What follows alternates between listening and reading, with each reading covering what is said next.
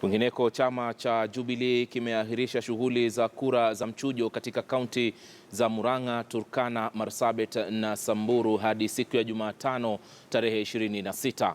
Awali mchujo katika kaunti hizo uliratibiwa kufanyika kuanzia hapo kesho asubuhi.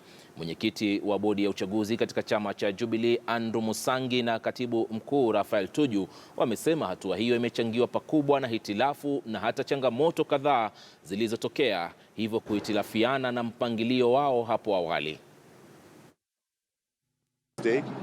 We will start the voting process at 7 o'clock and not at 6 o'clock, and that's because we found out that waiting for so many agents of aspirants and so forth, a lot of them are getting late, and we need a critical number to be at the station before you start, and also just to give our officials a little bit of time, even if it's just 1 hour, to organize themselves.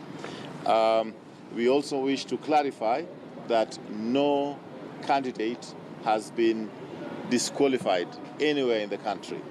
There are some fake news doing the rounds in the social media bearing my signature and bearing the signature of the chairman of the National Elections Board that we have disqualified any candidate, and we just wish to say that it's not true.